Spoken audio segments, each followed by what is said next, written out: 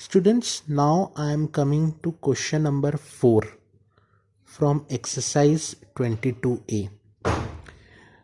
जो question number 4 है ये एक काफ़ी अच्छा एग्जाम्पल है या क्वेश्चन है जिसमें मल्टीपल राइट एंगल ट्रायंगल्स, अभी तक आपने एक भी क्वेश्चन ऐसा नहीं देखा जिसमें आपको एक से ज़्यादा राइट एंगल ट्रायंगल दिख रहे थे। लेकिन जो आपकी बुक की एक्सरसाइज का पेज नंबर 336 का क्वेश्चन नंबर 4 है, वो पहला एक ऐसा क्वेश्चन है जिसमें आप देखोगे कि आपको मल्टीपल राइट एंगल ट्रायंगल्स दिख रहे हैं डायग्राम बनाने के बाद में। और एक बात हमेशा ध्यान रखना, अगर आपके फिगर में मल्टीपल राइट एंगल ट्रायंगल्स का एप्लीकेशन है तो आपको जितने भी राइट एंगल ट्रायंगल्स हैं सबको सॉल्व कर कर आंसर बाहर निकालना पड़ता है। मतलब जितने भी राइट एंगल ट्रायंगल्स आपको स्पॉट हो रहे हैं, आपको दिखाई दे रहे हैं, आपको सबकी मदद लेनी पड़ेगी और सबकी मदद लेने के बाद आप फाइनल आंसर बता पाओगे। तो मैं सबसे पहले क्वेश्चन नंबर 4, आप अगर क्वेश्चन पढ़ेंगे तो मैं वो क्वेश्चन का डायग्राम सीधे सीधे बना रहा हूँ। क्वेश्चन नंबर 4 का वो क्या कहना चाह रहा है उसको मैं डायग्रामेटिकली अपनी कॉपी में बना रहा हूँ। आप क्वेश्चन पढ़ के देखिएगा। क्वेश्चन ऐसा कह रहा है, मैं उसको आसान लैंग्वेज में समझाता हूँ, you can read it on your own. Question ऐसा कह रहा है कि एक टावर है, ठीक है। टावर को नेम दे देता हूँ भाई, हर टावर को नाम देना ज़रूरी है मैथमेटिक्स में, तो टावर को नाम दे दिया ए बी। इस टावर के आगे पीछे दो अपोजिट साइड्स पे दो लोग स्टैंड कर रहे हैं, दोनों अपोजिट साइड्स पे, एक इधर पे स्टैंड कर रहा है, एक इधर पे स्टैंड कर रहा है। क्वेश्चन में ये बात बिल्कुल क्लियरली फर्स्ट लाइन में दिख रही है, 2 persons are standing on opposite sides of the tower. Opposite sides मतलब एक इधर खड़ा है और एक इधर खड़ा है। तो मैं दो लोगों को बना देता हूँ, लोग तो नहीं बनाऊंगा, पॉइंट बना रहा हूँ क्योंकि टावर के आगे हम लोग पॉइंट के ही जैसे दिखते हैं। तो एक का नाम दे देता हूँ सी और एक का नाम दे देता हूँ डी। एक टावर है, ए बी टावर है, सी और डी दो पॉइंट है, दो ऑब्जर्वेशन पॉइंट है, या सी और डी पे दो लोग खड़े हैं जो टावर को देख रहे हैं। भाई सी पे खड़े वाला ह्यूमन बीइंग भी टावर के टॉप को देख रहा है और डीप पोजीशन पे खड़ा हुआ भी टावर के टॉप को देख रहा है। मतलब देखने के लिए उनको अपना ऑब्वियसली जो हेड है वो ऊपर की तरफ रोल अप करना पड़ेगा। दैट इज मीन्स ये क्वेश्चन एलिवेशन का क्वेश्चन है, ठीक है। तो वो लोग टावर के टॉप को देख रहे हैं और उनके एलिवेशन, एंगल ऑफ एलिवेशंस हैं। हालांकि हमारे बुक में एंगल ऑफ एलिवेशन 30 डिग्री और 38 डिग्री दिया है। तो मैंने आपको बताया कि मैं आपको पेपर में अभी सिर्फ 30 डिग्री और इसको 45 डिग्री बना देता हूँ। क्वेश्चन में हमारे ओरिजिनल बुक में जो क्वेश्चन है उसमें 38 डिग्री दिया है। अब 38 डिग्री को निकालने के लिए आपको बहुत काम करना पड़ता है, फालतू के छोटे छोटे काम रहते हैं, वो इतने इंपॉर्टेंट नहीं है। क्वेश्चन का डायग्राम समझ में आना चाहिए, वो इंपॉर्टेंट है। तो मैंने वो एंगल बदल दिया, 38 की जगह उसको 45 कर दिया। ये है सी पॉइंट, ये डबल सी नहीं, ये है सी पॉइंट। और मुझसे पूछा गया है, मुझे ये बताया गया है कि ये जो टावर की हाइट है ये 50 मीटर्स है। टावर ग्राउंड पे हमेशा अपराइट खड़ा रहेगा, तो यहाँ पे जो एंगल बन रही है 90 डिग्री के। अब आप देखो ये फिगर आपके सामने आपने रेडी करा, अब इसकी डिटेलिंग भी करनी चाहिए, तो आपको यहाँ बताना चाहिए A B is equal to height of tower.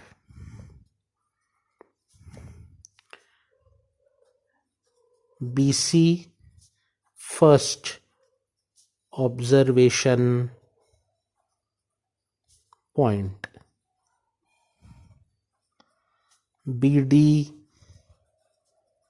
Second observation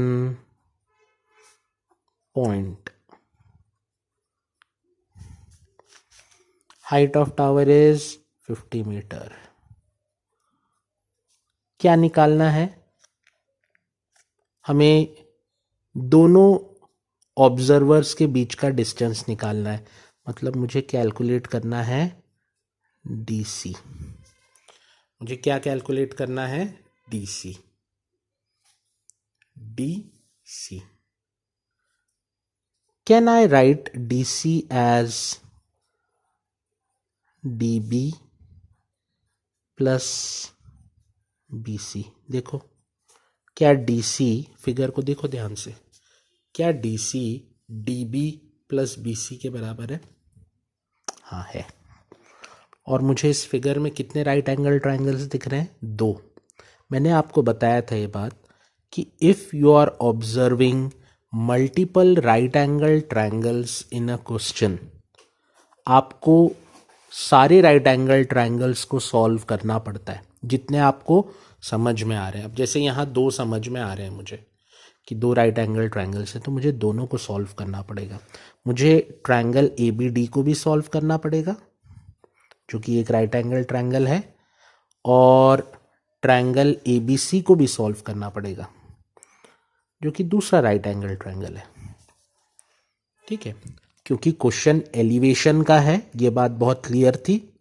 तो लगना क्या है? टैन। कुछ लगा सोचने की, साइन लगाऊं कॉस लगाऊं, कुछ सोचने की ज़रूरत नहीं। क्या लगाऊंगा? टैन लगाऊंगा दोनों ट्राइंगल्स पे, क्योंकि इस ट्राइंगल में भी देख रहा हूं, यहां से भी देख रहा हूं, तो लगाऊंगा टैन। याद रखना, देखने दिखाने वाले क्वेश्चंस में हमेशा टैन अप्लाई होता है। अगर multiple right angle triangles figure में दिख रहे हैं, जैसे कि यहां दिख रहे हैं, 2 दिख रहे हैं, अभी तक एक भी नहीं क्वेश्चन ऐसा करा था, हर बार एक ही राइट एंगल ट्राइंगल बन रहा था। लेकिन ये फर्स्ट क्वेश्चन है, क्वेश्चन नंबर 4, जिसमें आपके पास मल्टीपल राइट एंगल ट्राइंगल्स हैं, तो आपको दोनों को सॉल्व करना पड़ता है। तो देखो, मैंने दोनों को सॉल्व करा, बीच में पार्टीशन लगाया। और क्योंकि देखने दिखाने से रिलेटेड क्वेश्चन है, तो मैं तो सीधे सीधे टैन लगाऊंगा। फर्स्ट में लिखा टैन 30 डिग्री, दूसरे में लिखा टैन 45 डिग्री। टैन का मतलब होता है अपोजिट अपॉन एडजेसेंट। 30 डिग्री के अपोजिट कौन है? 50, यानी ए बी, अपॉन एडजेसेंट यानी डी बी। और यहाँ पे कौन है? टैन 45 के अपोजिट है ए बी, और एडजेसेंट है बी सी। टैन 30 की वैल्यू होती है 1/√3। ए बी का वैल्यू है 50 मीटर, तो मैंने ए बी की जगह लिख दिया 50 अपॉन डी बी। टैन 45 की वैल्यू होती है 1, ए बी की वैल्यू है 50, तो बी सी की वैल्यू आ गई। इसको सॉल्व करा तो बी सी का आंसर आ गया, क्रॉस मल्टीप्लाई करा तो बी सी आ गया 50 के बराबर। और यहाँ पे इसको सॉल्व करा तो ये आ गया B D is equals to 50√3। ये √3 गया क्रॉस मल्टीप्लाई यहाँ हुआ, बी डी 1 से हुआ तो B D into 1 B D बन गया, √3 इंटू 50 50√3 हो गया। और हमें क्या निकालना था? D C. काय के बराबर है? D B plus B C. तो डी बी का आंसर कितना आ गया? डी बी का आंसर कितना आ गया? 50√3 plus B C. B C का आंसर कितना है? 50। तो फाइनल आंसर आ गया 50√3 प्लस 50 मीटर्स। ये आपका डिस्टेंस है between the 2 points D and C, या इसको ऐसे भी बोल सकते हो, दोनों ऑब्जर्वर्स के बीच का डिस्टेंस 50√3 प्लस 50 है। इसको अगर थोड़ा सिंप्लीफाई करना चाहो तो ऐसा लिख सकते हो, 50√3 प्लस 1, कॉमन निकाल लिया मैंने 50 यहाँ पे। So this is the distance between the 2 observers D and C. देखो, पहला क्वेश्चन जिसमें मल्टीपल राइट एंगल ट्रायंगल, एक नहीं 2 थे, दोनों को सॉल्व करा। क्योंकि क्वेश्चन देखने दिखाने से रिलेटेड था, टैन लगा दिया। दोनों की वैल्यूज़ निकाली, DB की निकाली, BC की निकाली, वो वैल्यूज़ को यहाँ सब्सटीट्यूट कर दिया और DC का आंसर वहाँ से कैलकुलेट, क्योंकि मुझे DC ही निकालना था, दोनों ऑब्जर्वर्स के बीच का डिस्टेंस, है ना। सो मुझे ये बात वैसे यहाँ लिखनी चाहिए कि थी कि DC का मतलब क्या है। DC का मतलब है डिस्टेंस बिटवीन ऑब्जर्वर्स। DC है distance between observers. This is question number 4 from your textbook, page number 336, exercise 22A.